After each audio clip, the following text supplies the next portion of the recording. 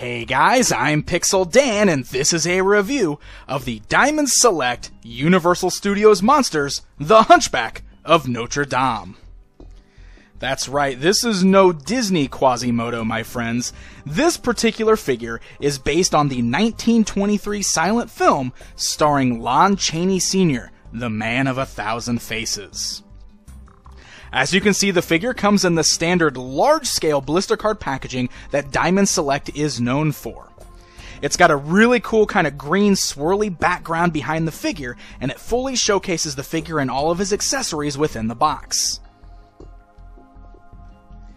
The back of that packaging gives you a little bit of a story of the movie that this character is based on, and underneath that shows off some of the other fine products from Diamond Select Toys. Alright, so let's go ahead and take a look at Quzimodo outside of the packaging.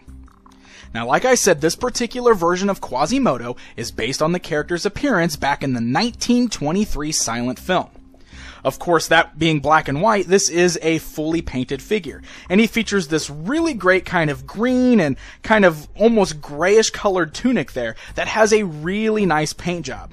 You can see it's got a great mixture of greens on there with a nice wash that really brings out all of the sculpted details. He looks sort of dirty and gritty, and it's a really nice look for the character.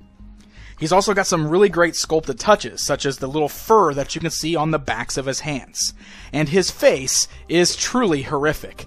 You can see he sort of has one eye that looks almost as if it's swollen shut, the other eye with some nice nasty pink bags underneath it, lots of wrinkles, some nasty teeth, and some messy hair.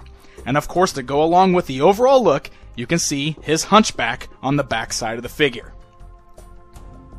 It's really a beautiful sculpt with a really nice paint job here.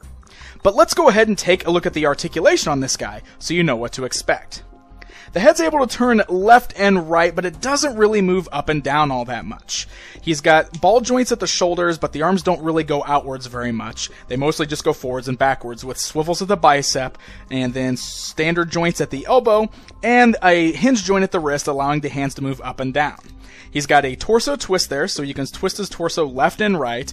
And then underneath his little skirt piece, the legs are able to move forwards, backwards, slightly spread outwards, but they are hindered by the skirt movement. Then he just has standard joints at the knees there, allowing for forwards and backwards bending, and then swivels at the ankles below that. Now, one thing I want to point out here is that if you completely straighten his legs out, you'll notice that the skirt piece is sticking straight outwards in front of him.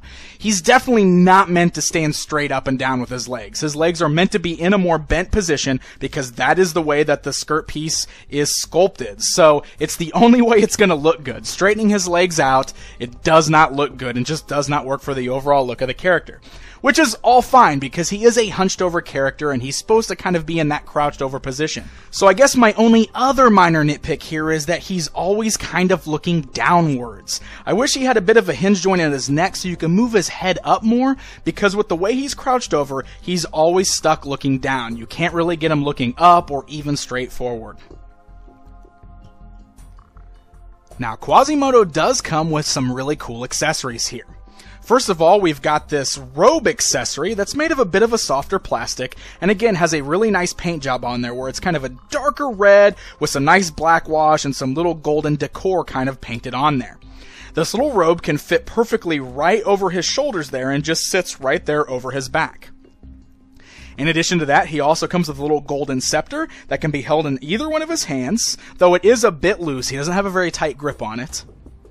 And lastly, a little golden crown, which is made of kind of that same softer plastic as the robe. That way you can flex it around the hair on his head.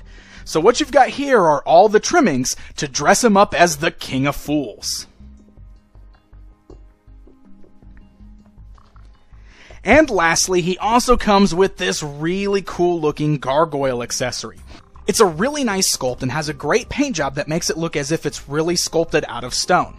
You'll notice sticking off the top there are two little foot pegs there, right on the back of the gargoyle's arms. So you'll be able to plug those into the back of Quzimodo's feet to have him standing on top of the gargoyle.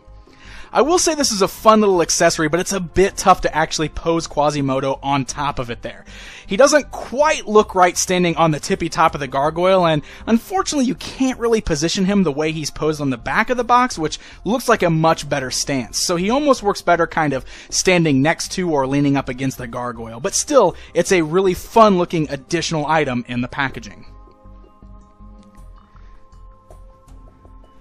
So there you go, guys. There's a look at the Universal Studios Monsters Hunchback of Notre Dame from Diamond Select Toys. It's a pretty good action figure overall, with only some minor nitpicks in the way the articulation works on this figure, but otherwise I really like the sculpt and the paint job, and I think fans of classic monster movies will really love picking this guy up and adding him to their collections. This guy is available on store shelves right now, so happy haunting, and until next time.